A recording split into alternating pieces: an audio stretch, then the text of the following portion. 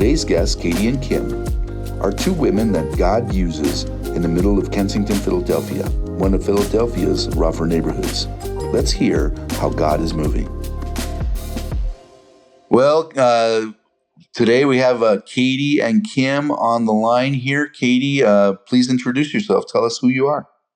Oh, well, my name is Katie Breen. I'm originally from Harrisonburg, Virginia, in the Shenandoah Valley. I moved to Kensington, Philadelphia, almost 4 years ago, to serve at the Rock Ministries. Originally was interning there, and I've just been there full time ever since because I knew God had called me. That's a little bit about me. Kim? Sure. Hi, Kim Andaloro, and I've been serving down at the Rock now for, on and off for about 10 years, and most recently in the chaplain program with Katie and a number of other folks. And that's where the Lord has me right now, and I'm grateful to be there. Excellent. Now, this is really interesting to me. You know, that this is a difficult, challenging thing for anyone to do.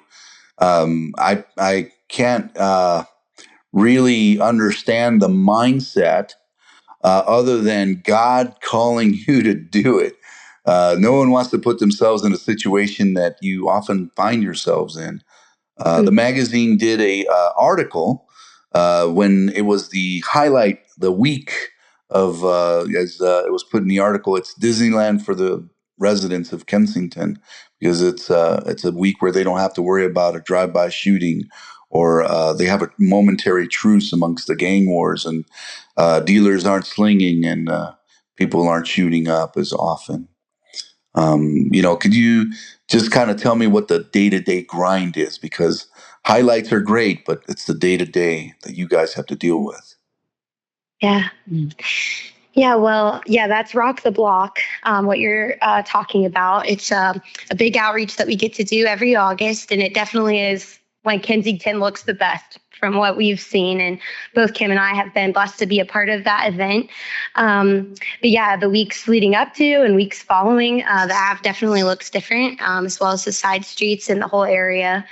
It's kind of like you said, widely renowned as America's top open air drug market. And we see drugs being dealt in front of our faces daily, right outside my house. Actually, I live in one of the missionary homes with the Rock. It's one of the top heated corners there. It's lawlessness definitely abounds, but God is definitely moving and working in the midst of it. With the drugs being dealt, there's a lot of depravity and poverty that we witness, on a daily basis, and get to be the hands and feet of Jesus, in the midst of that. So that's both with, the people in the streets, as well as ministering to the dealers, as well as, the people living in the community, just however the Lord might lead us day to day, depending on the outreaches going on. And we see a lot. It can be tough. And like you said, it's kind of, even living there, it can be really hard to, warp your mind around, and not sure we're supposed to necessarily warp our minds around it, because it's, sin right in front of your face. And it's hard to see. Where the Spirit of the Lord is, there is freedom. And we're also seeing that, which is just, I'm sure Kim and I would both agree, a blessing, to be any part of. But you can definitely see and feel the contrast between darkness to light in Kensington. Mm-hmm. Sin is everywhere. It's just very upfront in your face, where we're at and where God has called us to be, in a really raw and real way. We see frequently, the wages of sin is death, and we see that physically a lot where we are. Kids heading in that same direction too, which is, much of why the Rock started, was to reach these inner city youth, who are just earning a dollar the way they know how, or following the crowd until or unless they're shown something else. And we truly believe and have seen that has to be Jesus. And so, did you have anything to add, Kim? I think different from Katie is, Katie lives this 24/7, and I come in and I serve, and I get to go home. But you do take some of that with you. It's a very unique place to be. I've never been anywhere else where the heaviness is so strong. That it's all around you, and you walk through it every day. And I'm grateful that the Lord has brought me there to help and to share the good news of Him, and to be a light in the community. But it is a heavy weight for those that actually live there day in and day out. Well, ladies, let me commend you for stepping up into such a difficult and challenging situation where, most would say, no, thank you.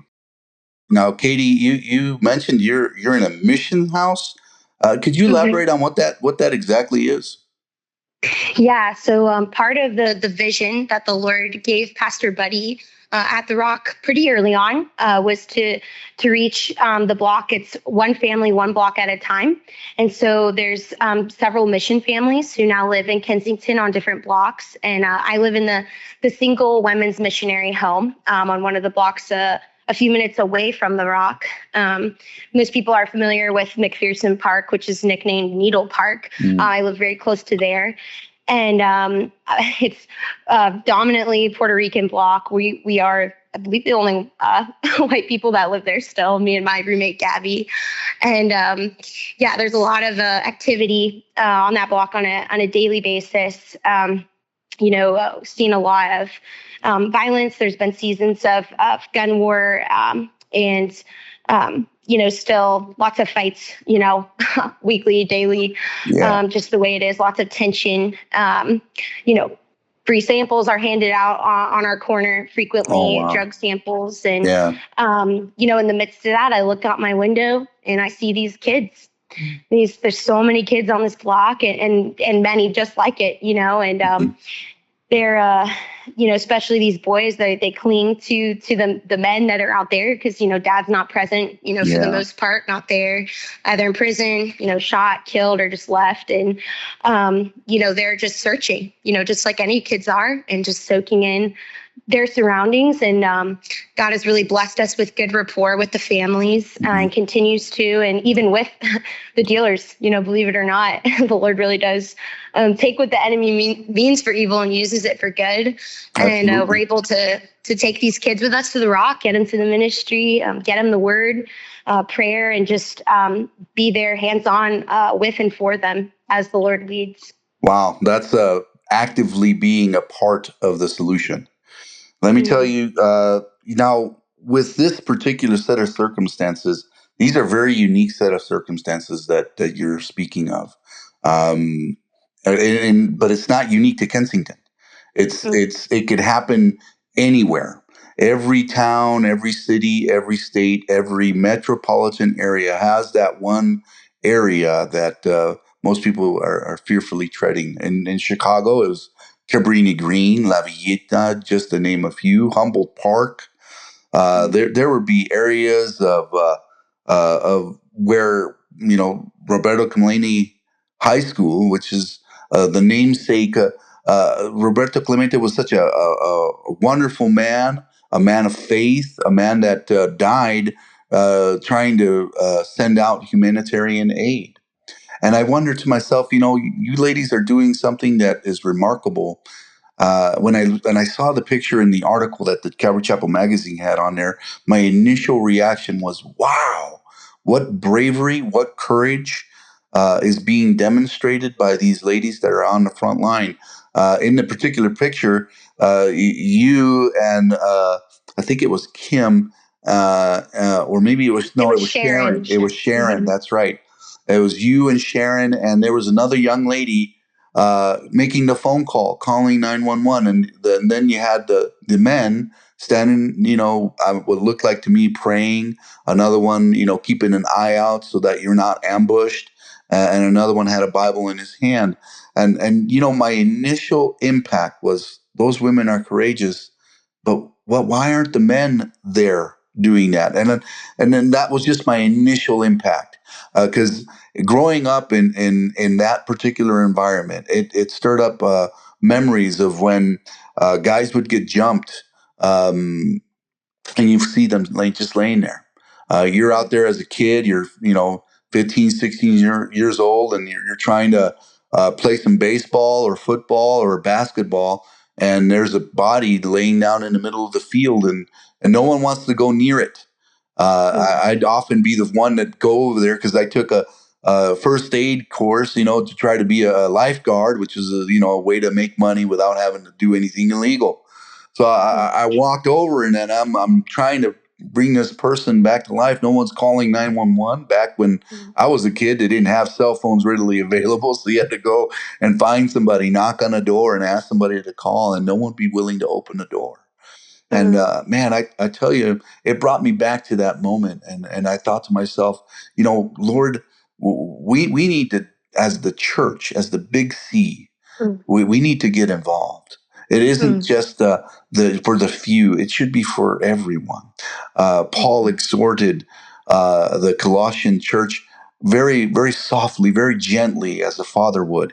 He commends them for all of the wonderful works that they do, and he rejoices in hearing and praises them in his prayers. And as he closes that letter, he reminds them by sending the greeting through Tychicus. Here's this guy who's willing to be a servant, who being faithful, who's carrying this letter and carrying the news about Paul's shackles. And he reminds them he's there to comfort your heart. And you ladies pictured that to me. And I was just so blessed by that moment that was captured in time from this woman that was dying there on the street. It also brought conviction to my heart, thinking, there's a lot of men that unfortunately don't get involved. There's plenty that do, but how many more could get involved? And you're a shining example to that. I really do appreciate you guys, and know that God is using you. You've been doing it for 10 years now, Kim? Oh, no, I've been serving at the Rock for 10 years, doing various types of outreaches, and but in the chaplain program for about 3.5. Yeah. Okay, so in that 10-year season, you've seen a lot. Yes, yeah, there's been a lot of changes, and even year to year now, there's changes, and yeah. But if you don't mind, I do want to just make mention is that we do have a number of men who are on the chaplain team. That's beautiful. And come, we just happen. It just depends on who's there at the moment when the situation happens. And who's able to jump right in at that moment. Some are better trained or have more experience maybe, and have a little bit more training than others. And so, yes, oftentimes they're the ones that jump in first. But all of the members of the team, there's a place for everybody. Absolutely. And as the Spirit leads, we that's the person whose hands are going to be on that person. Yeah, no, I agree with that statement 100%. Like I stated, I see one guy, he's got his eyes are level, making sure that everybody's going to remain safe, because you just don't know what could happen. You got another guy who's praying because he's got his hand extended there. And then you got another brother with the Bible ready to go ahead and share the word, That picture is just a microcosm in time of the readiness and the willingness to go and do. And no knock, no shame, all praise that there are people doing the work. And that was what I was bringing out. Now, I also noticed in the article that a lot of the people that have gone through the program are starting to come back. Can either of you speak about that? You mean specifically like detox and rehab? Yeah, the detox and rehab, they're coming back. They're encouraging, their fellow users or dealers to follow Christ. Yeah. We have some different people come back through. Often not to stay. They'll come and minister and share about what God has done and is doing in their lives. From attending Calvary Chapel Kensington, I've seen some come. They show up to prayer night. They'll attend church, and many of our chaplains have testimonies either with loved ones or themselves personally who have struggled with addiction, and they've been brought out, even just homelessness, and the Lord has rescued them, and now they have a heart to serve and reach those who are in the same situation that they were in. usually there's some time between when they go away and they come back. Sure. As needed, just to get strengthened and to get encouraged in the Lord and in their own walks. I think, immediately of our community liaison. His name is Ramon Crespo. He was previously out there. He was both a dealer, and crazy story, crazy life. And he now leads our chaplain station. Wow. And helping people get away. And there's so many stories like that, not just him, but God has truly rescued him and brought him through and vitally used the rock, as a part of his walk and set him free. And now he's helping set others free and using his testimony, for that. So I don't know that I could give like a number, but, we are blessed to see, fruit from that. Yeah. And hear of stories. So, yeah. I was just going to mention too, it's interesting, like how the body of Christ comes together to serve is that, we host mission teams from other Calvary chapels from around the country. And, many people that come to serve also have past histories with addictions and the Lord has redeemed them. And they just, have a heart to be out there on the streets as well to help others. So the Rock does a lot with, hosting these different mission teams to be able to come in and serve the Lord in that way too.